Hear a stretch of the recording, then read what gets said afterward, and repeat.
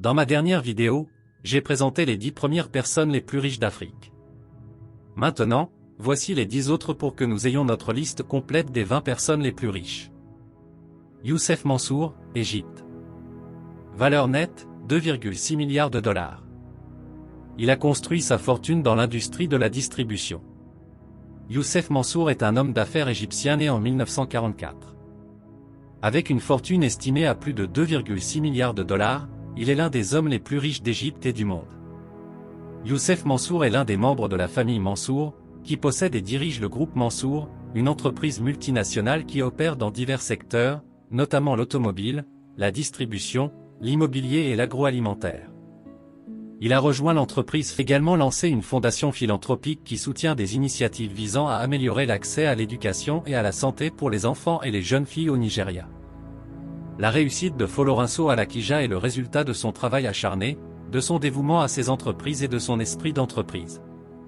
Elle est une source d'inspiration pour de nombreuses femmes africaines qui cherchent à réussir dans les affaires.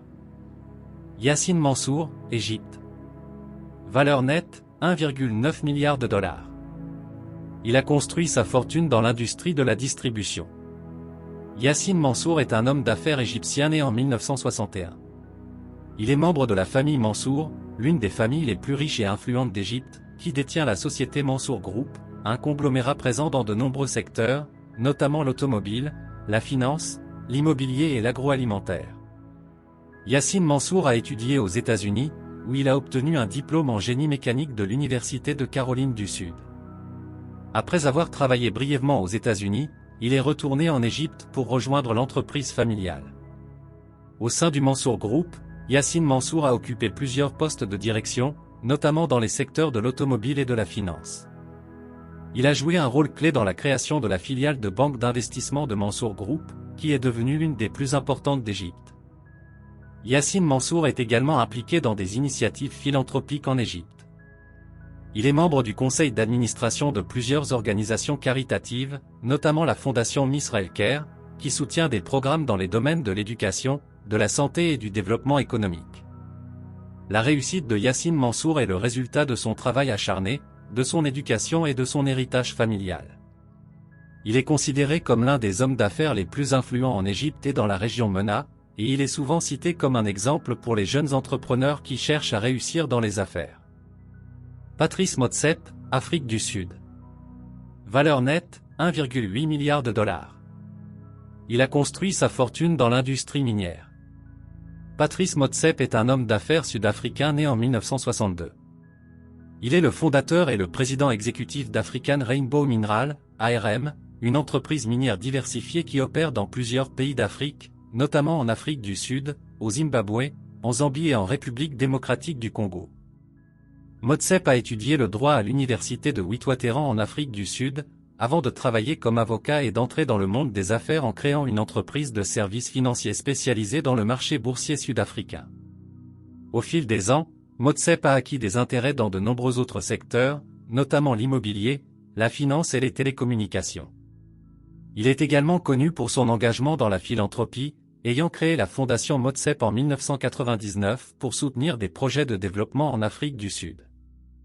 Motsepe a été le premier Sud-Africain noir à devenir milliardaire en dollars américains, et il est souvent cité comme un exemple de réussite dans les affaires pour les Noirs en Afrique du Sud. En 2020, sa fortune était estimée à plus de 2 milliards de dollars, faisant de lui l'un des hommes les plus riches d'Afrique. En 2021, Motsepe est devenu le président de la Confédération africaine de football, CAF, l'organisme directeur du football en Afrique. Cette nomination a été saluée par de nombreux fans de football en Afrique, qui espèrent que sa présidence contribuera à renforcer le football africain sur le continent et dans le monde entier. Mohamed Al Fayed, Égypte. Valeur nette, 1,7 milliard de dollars. Il a construit sa fortune dans l'industrie de la distribution. Mohamed Al Fayed est un homme d'affaires égyptien né en 1929.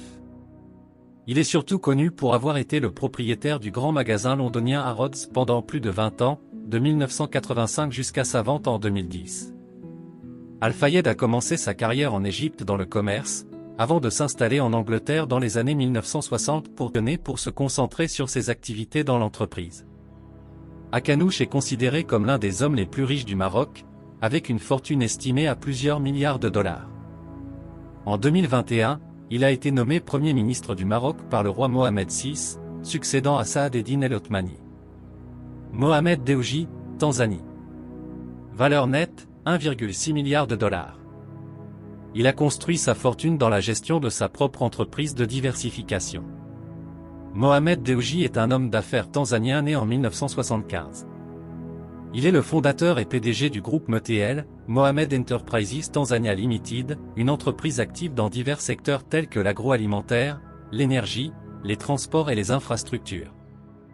Deouji a commencé sa carrière dans les affaires en travaillant pour l'entreprise familiale, avant de fonder sa propre entreprise, MTL, en 1999.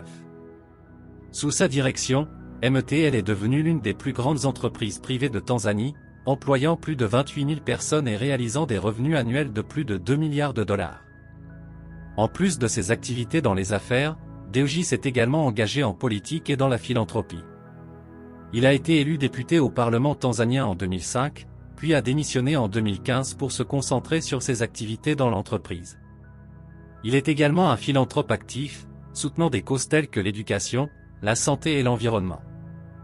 Deouji est considéré comme l'un des hommes les plus riches d'Afrique, avec une fortune estimée à plus de 1,6 milliard de dollars en 2021.